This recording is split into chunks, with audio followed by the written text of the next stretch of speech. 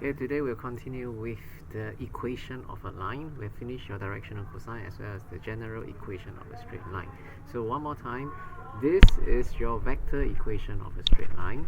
This is your so-called the point where a line passes through, and this is the direction by which the line is going in the direction with. So in this example, the line L has this given equation. You need to show that this line passes through this point. Okay, this line passes through one point here, but it does not pass through another point here.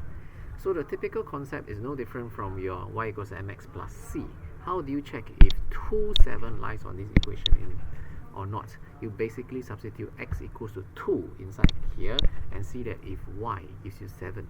If y is equal to 7, the point 2, 7 lies in the line of y equals mx, y equals to 3x plus 1. So we're going to activate the same theory.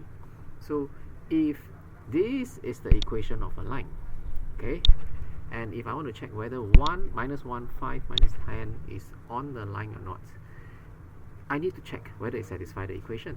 So what I'm going to do is I'm going to consider, take note the word is consider, this point equals the equation of the line. And then from here, if I look across horizontally, I can generate 3 separate equations. I have 3 equations, I have only 1 unknown. So use any one equation to solve. Okay, and you solve that from equation 1, t equals minus 2. When t equals minus 2, you put it into equation 2, and you put it into equation 3.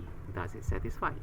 If it's satisfied, you safely conclude that t equals to minus 2 will generate a point of minus 1, 5, minus 10, and therefore the line L passes through this point. So if you still cannot understand, let's look at the other case. So what if I test 2, 2, 0 instead? So putting 2, 2, 0 into the equation of the straight line, the vector equation of the line, same thing, I regenerate 3 separate equations, and then I can solve for the t in each of these 3 equations on its own. But this time round, when you realize, if I will solve from equation 1, t equals to 1, okay, and you pump that t equals to 1 into equation 2 and equation 3, you realize that the t value does not, the equation does not balance anymore. So when this happens, you can safely conclude that 2, 2, 0 does not pass through the line L. Okay, so the theory is no different from how you test whether a point lies on the same line of y equals mx plus c. It's the same theory. Okay, so this is a typical setting of a vector equation of a line. So if I want to convert it into a Cartesian equation, okay, so take note, I'm giving you another form of the equation of a straight line in vectors. So the first form, this is vector equation of a line. Equation of line. Okay, and what we're going to do now is, if you look at this equation, okay, let's imagine I say that this whole thing is equals to x, y, z. And same thing, you look across horizontally, you can generate 3 separate equations like this. So x is equals to a1 plus tu1, y equals to a2 plus tu2, z equals to a3 plus tu3.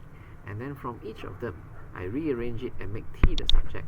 I can get t equals to x minus a1, t equals to y minus a2 over u2, t equals to z minus a3 over u3. And these 3 is supposed to be the same.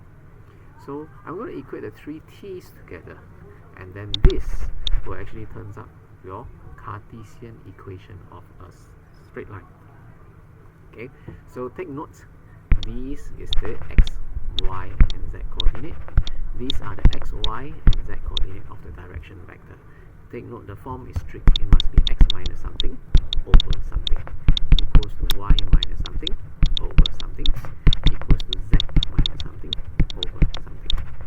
Okay, let's use a numerical example to run you through in question number 3, example 3. So you need to find the Cartesian, take note question, Cartesian equation of a line passing through these 2 points.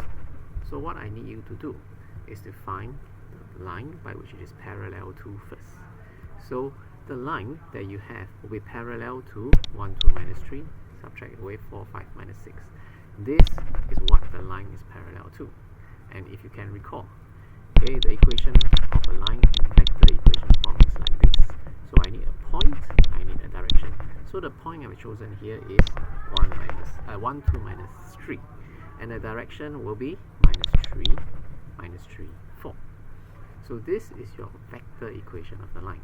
So how then do I convert it into the Cartesian equation of the line? To do it mathematically, you just equate x, y, z equals to the equation of the line, rearrange it and say that x equals to this, y equals to this, z equals to this, and try to make lambda the subject. So what happens here, I'll show you one example, is 3 lambda will be equals to 1 minus x. Okay, and lambda is 1 minus x over 3, or x minus 1 over minus 3, and that's how I get this component. Similarly, you can do it for the y, the z, and then once you equate them together, you have the Cartesian equation of a line. Alternatively, if you want the shortcut, all I need to do is to look at this equation. So remember, it is x minus something over something, y minus something over something, z minus something over something. Okay, so what is this something here, something here, something here? You just have to copy is 1, 2 minus 3. Okay, and then what is this two items below? Just look at the directional cosine, direction vector, minus 3, 4. And that's how you get your vector Cartesian equation of a straight line very quickly. Okay, so that will be your first section. What if you have something more interesting? What if I have things like this happening? You realize that if I were to ask you to write down the Cartesian equation of the line, you will have x minus 2 over 1 equals to y plus 1 over 3 equals to z minus 3 over 0. There's some issue here. This doesn't make sense. So when this kind of thing happens, okay, I cannot write it this way. I only write the 2 component, and then you have to write that z is always equal to 3. So how does this comes about is, if you actually look at this equation, the z coordinate of the equation of the line doesn't get affected by lambda.